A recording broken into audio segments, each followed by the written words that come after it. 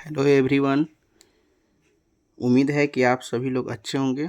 और आज इस वीडियो में हम लोग अध्याय 17 क्लास 6 छठी कक्षा के विज्ञान में वायु जो चैप्टर है उसके प्रश्न उत्तर को हम लोग हल करेंगे। तो बढ़ते हैं प्रश्नों की ओर। सबसे पहले प्रश्न की शुरुआत हुई है ऑब्जेक्टिव प्रश्न से, यानी कि सही 4 विकल्प में से एक सही विकल्प को चुनने वाला।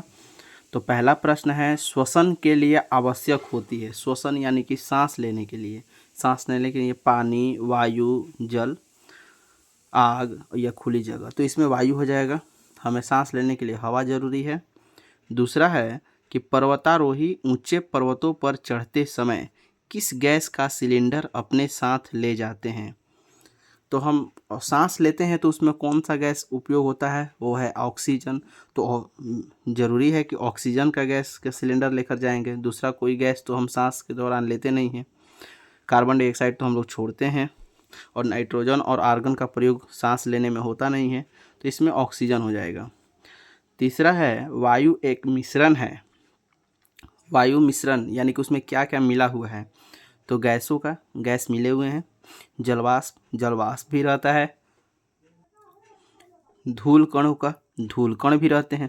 ये तीनों चीज़ मिला हुआ है, तो इसमें हो जाएगा उपयुक्त सभी का, यानी तीनों चीज़ मिले हुए हैं इसमें। अगला प्रश्न है, मोमबत्ती का जलना वायु में उपस्थित किस गैस के कारण संभव है।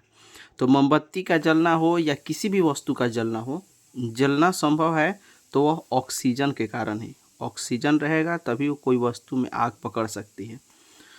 इसके बाद अंग है, चूना जल में फूंकने पर इसका रंग दूधिया रंग में बदलना किस गैस के कारण होता है। तो ये हो जाएगा आपका कार्बन डाइऑक्साइड। चूना जल में हम फूंकते हैं, तो जब हम मुंह से फूंकते हैं तो हमारी सांस बाहर निकलती है, और बाहर हम सांस छोड़ते हैं तो उसमें कार्बन डाइऑक्साइड गैस निकलता है। जब हम अंदर सांस खींचते हैं तो ऑक्सीजन जाता है, और छोड़ते हैं तो CO2 निकलता है, कार्बन डाइऑक्साइड। तो कार्बन डाइऑक्साइड के ही कारण उसका रंग जो है दूधिया बदल जाता है। इसके बाद आगे चलते हैं। अगला प्रश्न है, रिक्त स्थानों की पूर्ति कीजिए। ये दूसरा प्रश्न है भरने वाला, जिसमें पहला दिया है कि पृथ्वी की चारों तरफ घिरी हुई वायु की परत को खाली स्थान कहते हैं। तो इसका उत्तर हो जाएगा वायुमंडल कहते हैं। हमने सीखा में यहाँ पे दिया भी है कि पृथ्वी के चारों ओर वायु की परत को देखिए वायुमंडल कहते हैं। अगला प्रश्न है, गोताखोर जब भी समुद्र में गहराई तक जाते हैं तब खाली स्थान गैस का सिलेंडर ले जाते हैं। गोताखोर यानी पानी में डुबकी लगाने वाले लोग, पानी में चूँकि सांस लिया नहीं जाता है, हमें सांस लेने के लिए ऑक्सीजन की ज़रूरत है, तो वे लोग ऑक्सीजन गैस का सिलेंडर ले जाते हैं। यहाँ पे ऑक्सीजन भराएगा। देखिए पेज नंबर 192 में यहाँ पे दिया हुआ है, पर्वतारोही अपने साथ ऑक्सीजन का सिलेंडर ले जाते हुए, यानी कि जो पहाड़ चढ़ने वाले होते हैं वो भी ऑक्सीजन ले जाते हैं, क्योंकि जैसे जैसे हम लोग ऊंचाई पे पहुंचते हैं सांस लेने में कठिनाई होती है। और यहाँ पे देखिए गोताखोर जब भी समुद्र में गहराई तक जाते हैं तो ऑक्सीजन का सिलेंडर ले जाते हैं। ठीक, इसके बाद अगला है कि वायु में नाइट्रोजन की मात्रा खाली स्थान प्रतिशत है। तो ये हो जाएगा 78%। नाइट्रोजन 78% है। देखिए इसको दिखा भी देते हैं आप लोगों को। हमने सीखा में यहाँ पर दिया हुआ है कि नाइट्रोजन जो है 78% है, 21% ऑक्सीजन है, और बाकी जो 1%, ये दोनों मिलकर 99 हो गया। बाकी 1% में आपका कार्बन डाइऑक्साइड और अन्य गैस भी हैं। अब अगला है, पौधे श्वसन में खाली स्थान गैस लेते हैं। तो पौधे भी इंसान की तरह, जीव जंतु की तरह और पक्षियों की तरह ऑक्सीजन गैस ही लेते हैं सांस लेने में। या आप लोग अगली कक्षा में यह पता भी चलेगा, उसमें दिया भी है, लेकिन अभी समझ लीजिए कि पौधे जो हैं, यहाँ पर देखिए अंत में आपको सोचने के लिए छोड़ दिया है कि जंतुओं की भांति पौधे भी श्वसन के लिए ऑक्सीजन लेते हैं। तो ये बिल्कुल सत्य है। कार्बन डाइऑक्साइड लेते हैं अपना भोजन बनाने के लिए, प्रकाश संश्लेषण करने के लिए, लेकिन अब जीवित रहने के लिए जो हम लोग श्वसन क्रिया करते हैं, जो भी इंसान, जीव जंतु, पशु पक्षी हैं, उसी तरह पेड़ पौधे भी श्वसन के लिए ऑक्सीजन गैस ही लेते हैं।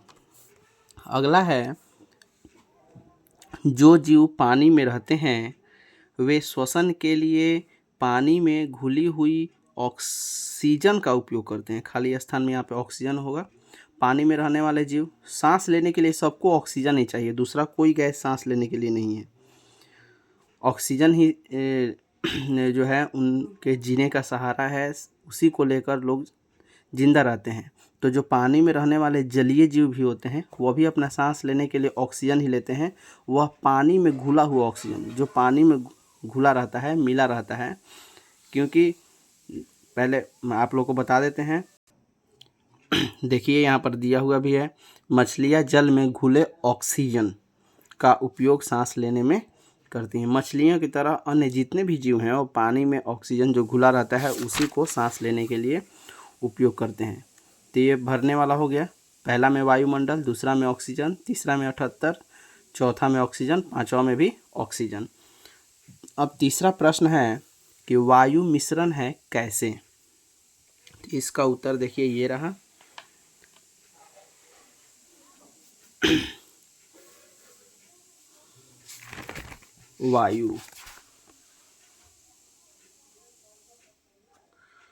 वायु एक मिश्रण है क्योंकि इसमें 78% नाइट्रोजन, 21% ऑक्सीजन तथा शेष 1% कार्बन डाइऑक्साइड, कुछ अन्य गैसें हैं। इसमें जलवाष्प तथा धूल कण भी मिला होता है।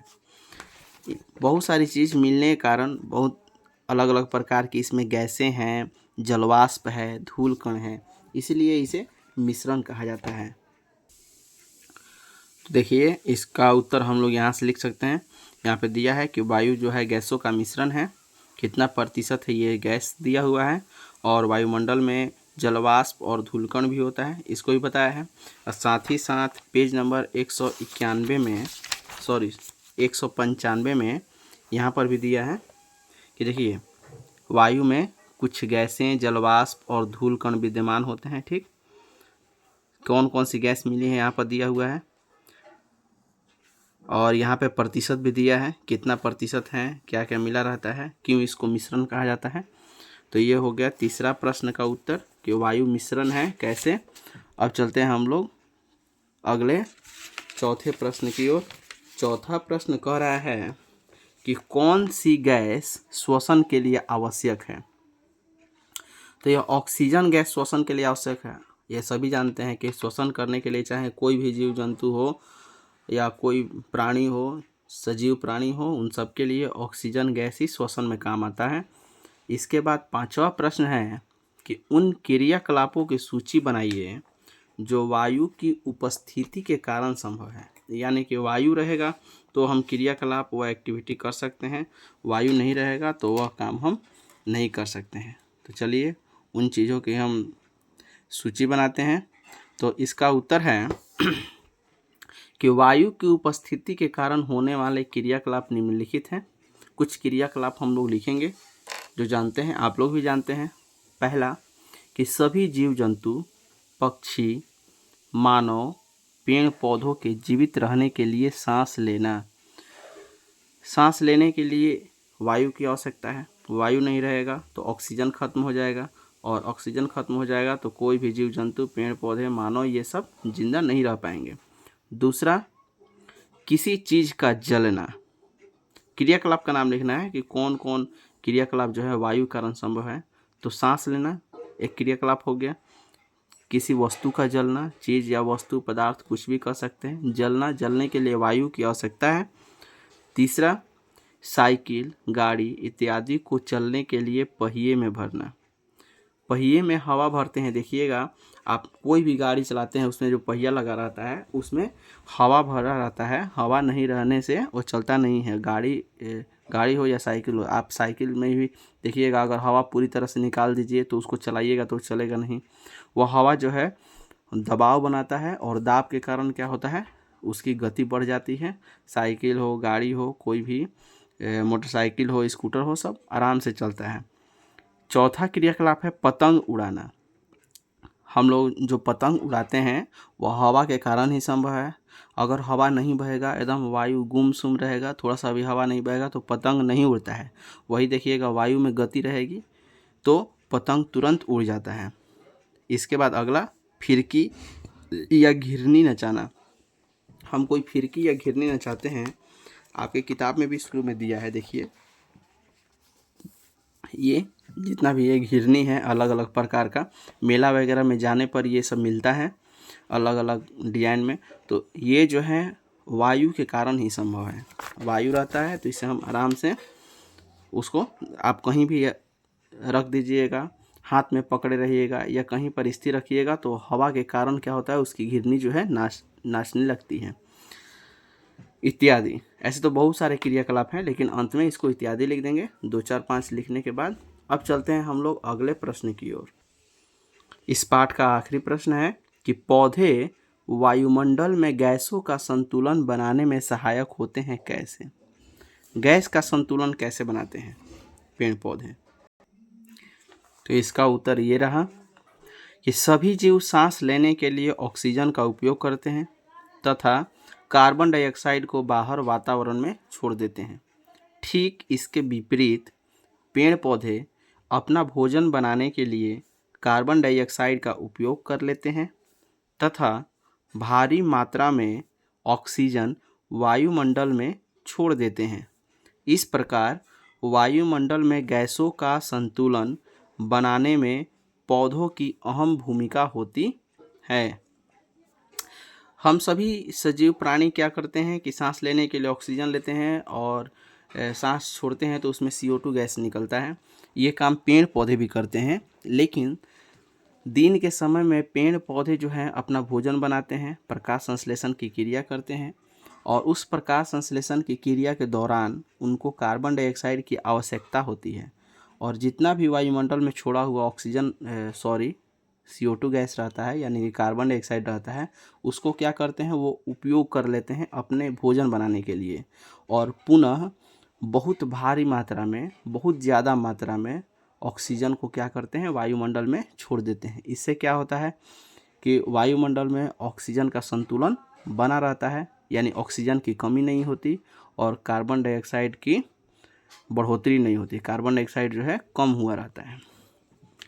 इसका उत्तर देखिए, आप लोग 7वीं कक्षा में जाइएगा तो उस समय यही उत्तर जो है आपको मिलेगा पढ़ने के लिए। उसमें यहाँ पर देखिए चर्चा करने के लिए छोड़ दिया है कि वायुमंडल में ऑक्सीजन की संतुलित मात्रा कौन बनाए रखता है, शिक्षक के साथ चर्चा करें। तो इसका उत्तर स्वयं लिखना था, आप लोग जानते भी हैं। और 7वीं कक्षा में जाइएगा तो यही उत्तर आप लोगों को मिलेगा भी। इसी तरह से उसमें भी प्रश्न दिया है और इसको लिखना है। तो आशा करते हैं कि आप लोगों को 17वां चैप्टर का टोटल जितने भी प्रश्न हैं वायु के वो सभी अच्छे से समझ में आए होंगे। आप लोग बिल्कुल अच्छे से समझे होंगे। इसके प्रश्न को लिखने में, याद करने में कोई कठिनाई नहीं होगी। और इसी के साथ आप लोगों से विदा लेना चाहेंगे हम। अब आपसे मिलेंगे हम अगले वीडियो में अगले पाठ के प्रश्न उत्तर के साथ। और सबको दिल से थैंक यू है कि आप लोग मेरे वीडियो पे इतना प्यार देते हैं, देखते हैं, लाइक करते हैं। इसी तरह से प्यार बनाए रहिए और ज़्यादा से ज़्यादा इसको शेयर कीजिए दूसरों के पास और लाइक ज़रूर कर दीजिएगा। और अगर सब्सक्राइब ना किए हो सब्सक्राइब कर दीजिएगा और बेल आइकन को दबा दीजिएगा ताकि जब भी हम वीडियो अपलोड करें तो वह आप लोगों के पास पहले नोटिफिकेशन के द्वारा पहले पहुंच जाए और स्क्रीन पे आपको दिखाई देने लगे। इन्हीं शब्दों के साथ धन्यवाद।